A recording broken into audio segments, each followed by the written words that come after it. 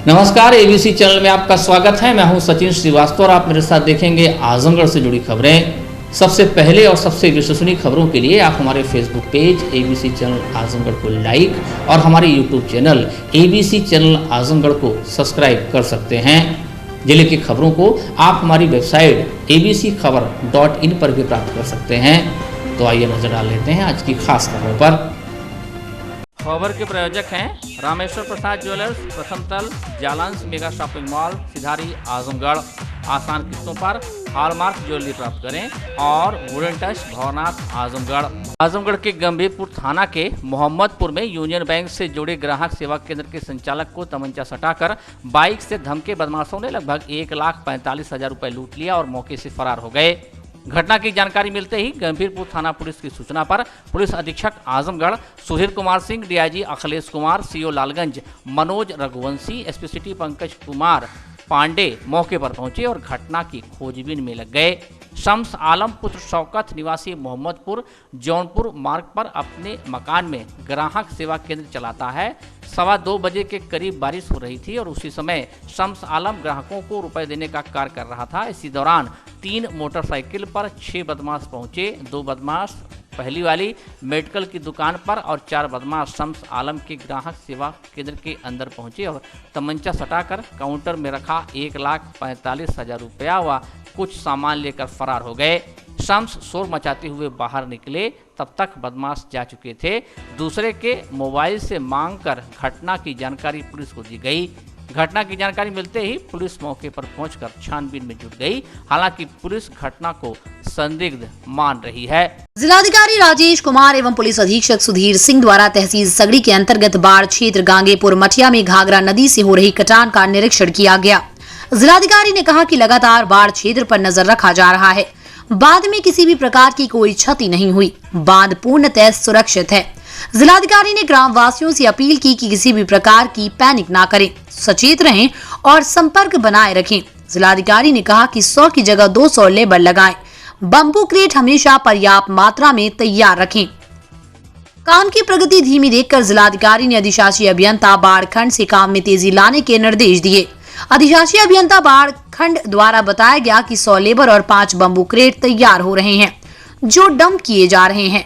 Labour और bamboo crate पत्थर बढ़ाने के लिए जिलाधिकारी ने सिंचाई विभाग को निर्देशित करते हुए कहा कि कार्य को समय रहते पूर्ण करा लिया जाए। पुलिस अधीक्षक ने कहा कि बाढ़ चौकियां पूरी तरह सक्रिय हैं। पुलिस की टीम दिन रात यहां पर गश्त कर रही है। जहां कहीं भी आवश्यकता होगी उनकी मदद की जाएगी। इस अवसर पर एडीएम वित्त गुरु प्रसाद गुप्ता, एसपी ग्रामीण सिद्धार्थ, उप जिलाधिकारी सगड़ी गौरव कुमार, सीओ सगड़ी महेंद्र कुमार, अधिशासी अभियंता बाढ़ खंड आजमगढ़ दिलीप कुमार, सहायक अभियंता धनंजय कुमार यादव, जूनियर इंजीनियर संजय कुमार, थाना अध्यक्ष रौनापार, चौकी प्रभारी महिला उपस्थित रहे। गांगेपुर मठिया बांध पे अभी निरीक्षण करने हम कप्तान साहब और एक्शन साहब और जॉइंट मजिस्ट्रेट साहब हैं। लगातार हम लोग इस पे नज़र बनाए हुए हैं और पूरी सिंचाई विभाग की टीम यहाँ पे लगी है। काफ़ी लेबर भी 200 से अधिक यहाँ पे लगी दिन रात काम कर रही है और बांध जो है पूर्णतः सुरक्षित है और एक्शन बाढ़ खंड के अनुसार उसको बाढ़ को किसी भी तरह कोई क्षति नहीं है, बंदे को वो बचा के पूरी पूर्ण तरह सुरक्षित है। तो गांव वासियों को हम यही अपील करना चाहेंगे कि किसी तरह का पैनिक ना करें और सचेत रहें और संपर्क में। हम सबके साथ यहाँ आए थे। बाढ़ चौकी सारी एक्टिवेटेड है और पुलिस दिन रात गश्त कर रही है, ध्यान रख रही है। जो जहाँ भी कभी आवश्यकता होगी तो उन्हें इवैक्यूएट कराया जाएगा, उन्हें वहाँ से हटाया जाएगा और बाकी अभी स्थिति ठीक है। और जैसा एक्शन साहब ने बताया यहाँ पर अभी अंडर कंट्रोल है और जो व्यवस्था है उससे कंट्रोल ही। आजमगढ़ के संजरपुर निवासी आकाश यादव 1 वर्ष पूर्व काम की तलाश में मुंबई गए थे। एसी मैकेनिक आकाश की मुलाकात काम के दौरान राधिका ठाकुर से हुई। 3 दिन की मुलाकात के बाद ही दोनों ने शादी कर ली और वहीं साथ रहने लगे। आकाश यादव ने राधिका को बड़े बड़े सपने दिखाकर जाल में फंसाया था। 8 महीने के बाद आकाश यादव मुंबई से अपने घर आजमगढ़ आ गया। जब प्रेमिका का फोन आता तो फोन पर गाली देने के साथ नंबर भी ब्लॉक कर दिया, जिसके बाद परेशान होकर राधिका मुख्यमंत्री योगी आदित्यनाथ के जनता दरबार में जाकर न्याय की गुहार लगाई। प्रार्थना पत्र लेकर राधिका को जिले के सरायमेर थाने भेजा गया। पुलिस की सुरक्षा में राधिका जब प्रेमी के घर पहुंचकर सारी सच्चाई बताई तो परिजनों ने साथ देने की बात कही। मंदिर में राधिका ठाकुर से शादी कर 8 महीने बाद गाड़ी के पेपर लाने के बहाने आकाश मुंबई से घर वापस आ गया। इस दौरान जब राधिका फोन करती तो उसे गालियों के साथ जान से मारने की धमकी दी जाती थी। इससे आजिज़ आकर राधिका ने प्रेमी के घर आने का फैसला किया। सरायमीर थाने के इंस्पेक्टर अनिल सिंह ने बताया कि इस मामले में जब युवक आकाश को थाने बुलाया गया तो पहले वो मुकर रहा था। जब मुकरने पर मुकदमा दर्ज करने की बात हुई तो आकाश व उसके परिजन शादी के लिए तैयार हो गए। आकाश व राधिका की दोबारा शादी जिले के भवनाथ मंदिर में 21 अगस्त को कराई गई। 24 अगस्त को कोर्ट में वैवाहिक प्रमाण पत्र बन रहा है। शादी करा रहे वकील प्रवीण सिंह ने बताया कि ये दोनों लोग शादी पहले ही कर चुके हैं। इस कारण नोटर एक्ट की धारा 13 के तहत प्रमाण पत्र जारी किया जा रहा है। पहले हमारे मंदिर में शादी हुई थी, वो एक्सेप्ट करने के लिए रेडी नहीं थे, आ नहीं रहे थे, फोन नहीं उठा रहे थे। मुझे मजबूरन आना पड़ा आजमगढ़, मुझे पुलिस स्टेशन तक जाना पड़ा। फिर बाद में उन्होंने एक्सेप्ट करने की बात की तो अभी कोर्ट में हमारी शादी हो गई है। ऐसा कुछ नहीं है। किस तरह की चुनौतियों का सामना करना पड़ा इस दौरान आपको? मुझे तकलीफ का तो ज़्यादा सामना करना पड़ा, बाकी क्या है कि सब कुछ सही से हो गया। अभी वो मुझे खुश होने बस। कितने वर्ष से मतलब आप लोगों का वहाँ रहे हैं अभी आपके साथ जो है? 1 साल से। उत्तर प्रदेश सरकार की सेवाओं में समूह ग के पदों पर भर्तियों के लिए उत्तर प्रदेश अधीनस्थ सेवा चयन आयोग ने मंगलवार को सभी जिलों में प्रारंभिक अर्हता परीक्षा PET आयोजित की है। परीक्षा 2 पालियों में सुबह 10 से दोपहर 12 बजे और दोपहर 3 से शाम 5 बजे तक आयोजित हुई। PET के लिए लगभग 21 लाख अभ्यर्थियों ने आवेदन किया। आजमगढ़ में प्रारंभिक अर्हता परीक्षा PET जिले के 68 सेंटर पर सकुशल संपन्न कराने को लेकर प्रशासन की तरफ से पूरे दिन तमाम व्यवस्थाएं की गई थी। परीक्षा केंद्रों पर निरीक्षकों, स्टैटिक मजिस्ट्रेट की तैनाती के अलावा सचल दस्ते भी बनाए गए थे। इसके अलावा खुफिया विभाग भी अपनी तरफ से लगातार लगा हुआ था। करीब 69,000 परीक्षार्थियों के चलते पूरी व्यवस्था को पटरी पर रखना पूरे दिन चुनौती ही बना रहा। भारी बारिश के बीच परिवहन की दुर्व्यवस्था व जाम के चलते कुछ परीक्षार्थी जहां देर से पहुंच पाए तो वहीं कुछ को परीक्षा छोड़नी पड़ गई। दोपहर 12 बजे जिसमें 34,885 परीक्षार्थी व द्वितीय पाली, दोपहर 3 बजे से शाम 5 बजे जिसमें 34,885 परीक्षार्थियों को प्रतिभाग करना था। सुबह से ही आपाधापी का माहौल था। आजमगढ़ के अलावा आसपास के जनपदों के परीक्षार्थियों का सेंटर शहर के अलावा दूर दराज के क्षेत्रों में बनने के चलते आने जाने की दिक्कतों का सामना करना पड़ रहा था। बनकट बाजार में परीक्षा देने लगभग 50 अभ्यर्थी उत्तर प्रदेश परिवहन निगम की बस से आजमगढ़ से गोरखपुर के लिए जा रहे थे, लेकिन बस का टायर बनकट बाजार में पहुंचते ही पंचर हो गया। बस में स्टेपनी न रहने की वजह से बस वहीं खड़ी की खड़ी रह गई। बस में सवार परीक्षार्थी सारी तैयारी करके जिस भाव से जा रहे थे वो भाव उनके मन में ही रह गया। वो मन में कभी प्रशासन को तो कभी सरकार को कोस रहे थे। बिना खाना पीना खाए ये लोग सुबह से चलकर दूर दराज के गांव से आजमगढ़ रोडवेज पर पहुंचे थे। वहां से किसी तरह आजमगढ़ डिपो की बस में जगह मिली, लेकिन क्या पता था ये गाड़ी आजमगढ़ से 12 किलोमीटर पहुंचकर बनकट बाजार में खड़ी हो जाएगी। रोडवेज के रीजनल मैनेजर से जब फोन से संपर्क किया गया तो रीजनल मैनेजर द्वारा मौके के लिए गाड़ी रवाना की गई, जो हाफिजपुर चौराहे के पास लगे हुए जाम में फंस गई, जिससे अभ्यर्थी अपने गंतव्य पर पहुंच नहीं पाए। परिवहन विभाग के इस खस्ता हालत पर लोगों को रोना आ रहा था। बनकट बाजार के ग्रामीणों में भी इस बात का आक्रोश था कि सरकार द्वारा कोई समुचित व्यवस्था बच्चों को लाने ले जाने के लिए नहीं की गई। बहरहाल जो बच्चे केंद्रों तक पहुंचे उन्होंने परीक्षा देने के बाद बताया कि पेपर अच्छा था, रीजनिंग में थोड़ा सा दिक्कत हुई, बाकी करंट अफेयर्स व जनरल नॉलेज अच्छा आ गया। सर ठीक हुआ हमारा। हाँ नहीं सर, जो आए थे कुछ इजी भी थे कुछ सहल भी थे, मतलब दोनों ढंग के क्वेश्चन आए थे। SSC PET का प्रारंभिक परीक्षा थी। पेपर का लेवल अच्छा था। GS के क्वेश्चन सरल थे, लेकिन जो रीजनिंग के क्वेश्चन आए थे थोड़ा समय ले रहे थे, टाइम टेकिंग थे, और मेरिट भी अच्छी रहेगी। व्यवस्था कैसी थी यहाँ? अच्छी बढ़िया थी, सब व्यवस्था थी और अच्छी व्यवस्था, शांतिपूर्वक यहाँ एग्जाम हुआ और बहुत अच्छे ढंग से। अच्छा हुआ था और पेपर अच्छा भी आया था। सोशल डिस्टेंसिंग, मास्क, हाँ सब सारी चीज का फॉलो हुआ। परीक्षा के चलते पूरा जनपद पूरे दिन जाम से जूझता रहा। रोडवेज व रेलवे स्टेशनों पर गहमा गहमी का माहौल रहा। परीक्षा खत्म होने के बाद गैर जनपदों से आए छात्रों का हुजूम गृह जनपद जाने के लिए बसों ट्रेनों की धरपकड़ में दौड़ता हाँफता नजर आया। परीक्षा को लेकर जिलाधिकारी राजेश कुमार ने बताया कि पूरे जनपद में पीईटी की परीक्षा सकुशल संपन्न हुई। परीक्षा को लेकर सुरक्षा से लगायत तमाम प्रबंध सुनिश्चित किए गए थे। परीक्षा के दौरान जिलाधिकारी एवं पुलिस अधीक्षक द्वारा DAV inter college Azamgarh, Rafi Ahmed Kidwai बालिका इंटर कॉलेज अंजान शहीद, मौलाना आजाद इंटर कॉलेज अंजान शहीद तथा श्री गांधी महाविद्यालय मालडारी आजमगढ़ का निरीक्षण किया एवं व्यवस्थाओं का जायजा लिया। प्रथम पाली की परीक्षा में 34,885 पंजीकृत अभ्यर्थियों के सापेक्ष 30,701 परीक्षार्थी परीक्षा में उपस्थित हुए तथा 4,184 परीक्षार्थी अनुपस्थित रहे। हमारे जनपद में 69,000 परीक्षार्थी आज की परीक्षा में पार्टिसिपेट कर रहे हैं। परीक्षा जो है 2 पाली में है, सुबह 10 से 12 थी, वो सकुशल संपन्न हुई है और कोई भी इंसिडेंट सामने नहीं आया है। समाजवादी योजना सभा के नवनियुक्त राष्ट्रीय महासचिव श्री उदय प्रकाश यादव का मंगलवार को जनपद में पहुंचने पर पार्टी के युवा नेताओं ने भव्य स्वागत किया।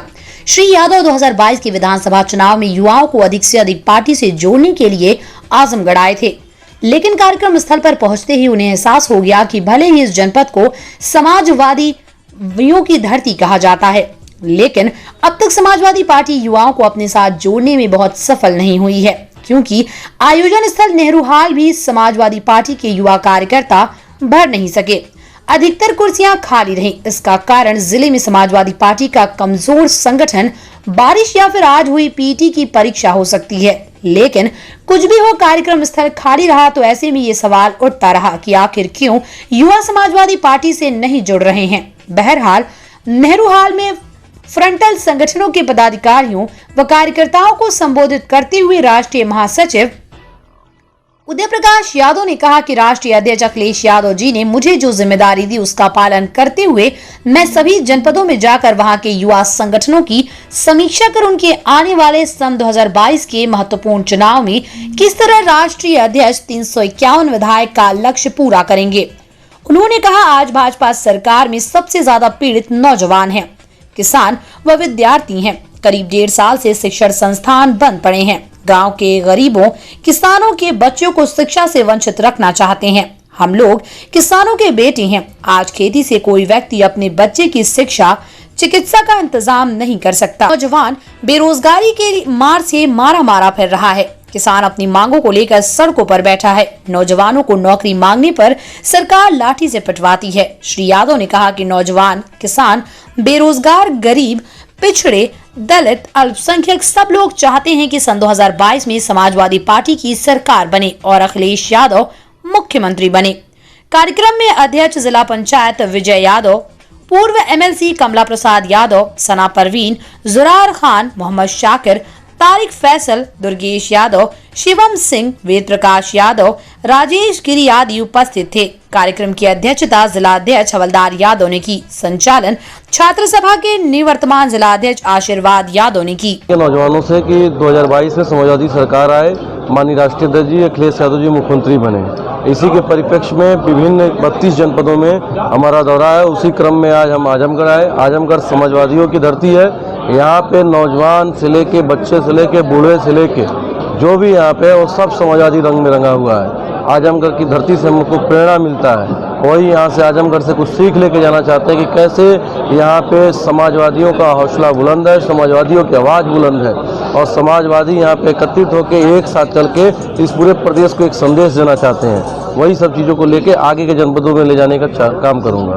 किस तरह से आप युवाओं को जोड़ेंगे और किस तरह से अपने सपा को मजबूत करेंगे? आप युवाओं के सामने अगर आज के वर्तमान समय में सबसे बड़ी समस्या है तो समस्या है वह सबसे बड़ी जो समस्या है वो बेरोजगारी की समस्या है। आप याद करिए, जब बहन मुक्ता कुशवाहा अपने नौकरी को लेके जो उसके साथ उसमें भर्ती घोटाला में भ्रष्टाचार हुआ है, उसमें आरक्षण का घोटाला हुआ है, उसको लेके बहन मुक्ता कुशवाहा प्रदर्शन करती है लखनऊ में, तो उसका हाथ तोड़ दिया जाता है, उसका पैर तोड़ दिया जाता है। याद करिए शिक्षा मित्रों की समस्या को, जब वो अपने मानदेय को लेकर, अपने तमाम सुविधाओं को लेकर प्रदर्शन करते तो उनका हाथ पैर तोड़ दिया जाता है। जो भी नौजवान बेरोजगारी का मुद्दा लेकर लखनऊ में प्रदर्शन करता है, उसका हाथ पैर तोड़ के, उनका सर फोड़ के उनको सदर अस्पताल में भेजने का काम करती है योगी सरकार। इन तमाम को लेके नौजवानों में आक्रोश है और नौजवान चाहता है कि ऐसी सरकार आए जिसमें रोजगार हो, और वह सरकार केवल और केवल समाजवादी सरकार होगी। माननीय राष्ट्रीय अध्यक्ष के नेतृत्व में 2022 की समाजवादी सरकार बनेगी। आजमगढ़ के जहानागंज पेट्रोल पंप के समीप स्थित साई ढाबा पर स्विफ्ट डिजायर में बैठे 35 वर्षीय युवक मुमताज निवासी भुजई को शाम में बाइक सवार हमलावरों ने गोली मार दी। घटना को अंजाम देने के बाद दोनों हमलावर असलहा लहराते हुए बाइक से फरार हो गए। गर्दन में गोली लगने से गंभीर घायल मुमताज को पुलिस ने अस्पताल में भर्ती कराया। सरेशाम हुई इस घटना को पुलिस ने चैलेंज के रूप में लेते हुए फरार हमलावरों की तलाश में टीमें लगाई गई, जहां मुठभेड़ में एक को धर दबोचा। घटना के कुछ ही घंटे के अंदर पुलिस ने मुखबिर की सूचना पर फरार हमलावरों को सेमा गांव के लंगड़ा बाबा कुटी के समीप स्थित नहर पुलिया के पास घेर लिया। घेराबंदी देख हमलावर पुलिस पर फायर कर भागने का प्रयास करने लगे। पुलिस की ओर से चलाई गई गोली से एक हमलावर के पैर में गोली लगी, जो वहीं सड़क पर गिर गया, जबकि दूसरा हमलावर अंधेरे का फायदा उठाते हुए पुलिस को चकमा देकर भाग निकला। पुलिस ने घायल हमलावर को अस्पताल में भर्ती कराया। पकड़ा गया हमलावर सलाउद्दीन निवासी भरतपुर थाना बहरियाबाद जिला गाजीपुर का बताया गया है। उसके पास से तमंचा, कारतूस, बैग, बड़ा चाकू और मोटरसाइकिल बरामद की गई। वहीं पुलिस इस घटना के कारण का पता करने में लगी है। आज लगभग 4:15 बजे जहानागंज थाना क्षेत्र के साईं बाबा ढाबा पर शेख मुमताज अपने स्विफ्ट कार से रुके थे। अचानक एक व्यक्ति मोटरसाइकिल से आया और उसके द्वारा उन पर फायर किया गया। जो उनके द्वारा हादसा रोकने की कोशिश की तो फायर उनके हाथ में भी लगा और गर्दन के पास लगा, जिन्हें तत्काल उपचार हेतु हॉस्पिटल ले जाया गया और वो उपचाररत हैं। इस घटना के तत्काल बाद पूरे जनपद में सीमाएं सील करके अभियुक्त की तलाश की गई और चेकिंग कराई गई। अभी कुछ समय पूर्व एक मोटरसाइकिल लंगड़ा बाबा से भुजई नहर पुल की तरफ आती हुई दिखाई गई। पुलिस पार्टी द्वारा जब उसे रोकने का प्रयास किया तो उसके द्वारा पुलिस पर फायरिंग की गई। काउंटर फायरिंग में उस अभियुक्त के पैर में गोली लगी है और उस अभियुक्त का नाम मोहम्मद सलाउद्दीन है, जो कि पद का रहने वाला है और इसके द्वारा मुमताज को गोली मारा जाना स्वीकार किया गया है। इसके पास से तमंचा बरामद हुआ है जिससे उसके द्वारा गोली मारी गई थी। खोखा कारतूस बरामद हुए हैं मौके से, मोटरसाइकिल बरामद हुई है और एक पिट्ठू बैग बरामद हुआ है।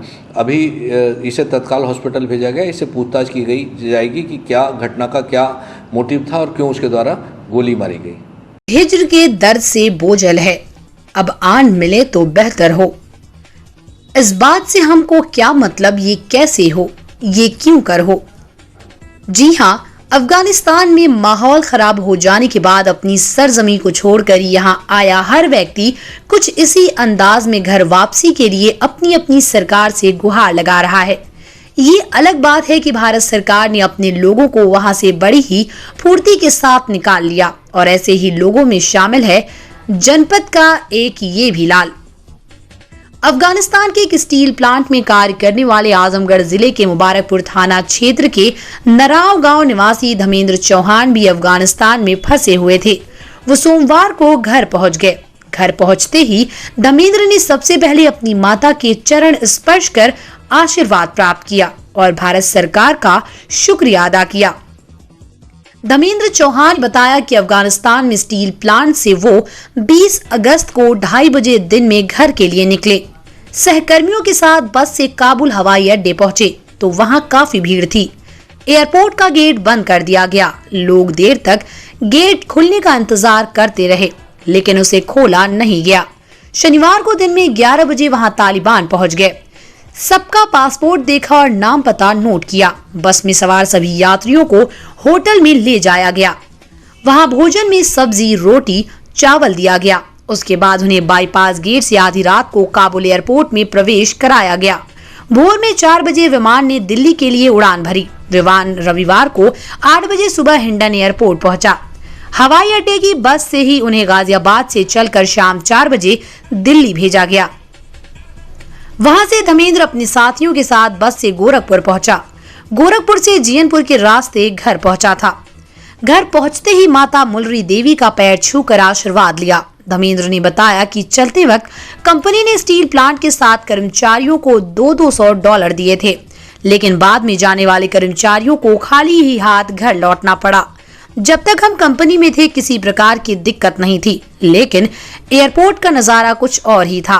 वहां भगदड़ का माहौल था, हर कोई अफगानिस्तान छोड़कर जाना चाहता था। विमान में 161 यात्री थे, जिसमें 90 यात्री भारत के थे और शेष यात्रियों के बारे में कोई जानकारी नहीं है। मैं वहाँ बढ़िया से था, 2 साल हो गया मेरे को गए हुए। वहाँ कोई दिक्कत मेरे को नहीं था, मैं सही सलामत था।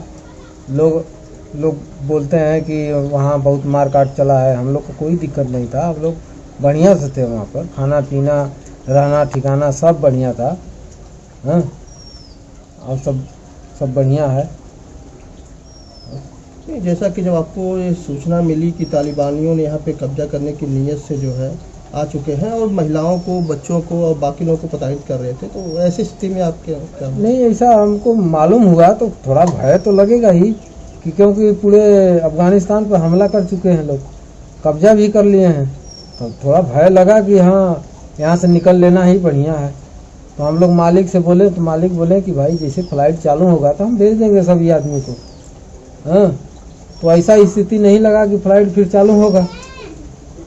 तो फिर हम लोग को बोलना पड़ा भाई हम लोग को एयरपोर्ट पर भेजिए, हमारा सरकार जो है वहाँ से विमान भेज रहा है, हम उससे निकल जाएंगे।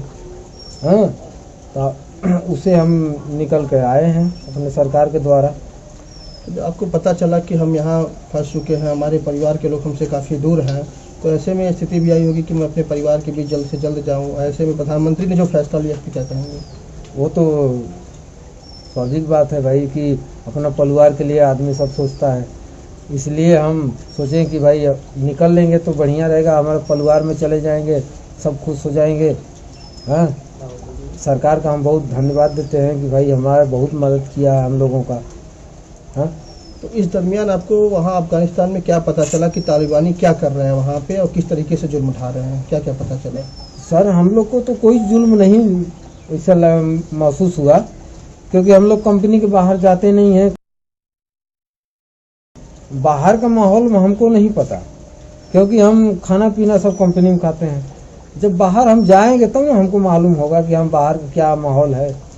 कुछ भी इससे जो जानकारी आपको मिली होगी, कुछ तो जानकारी मिली है कि ये कब्जा कर रहे हैं। जैसे हमारे अफगानिस्तान में तालिबान काबुल में हम लोग को पता लगा कि अभी काबुल में बहुत दिन बाद, 1 महीना 1.5 महीना बाद लोग कब्जा करेगा।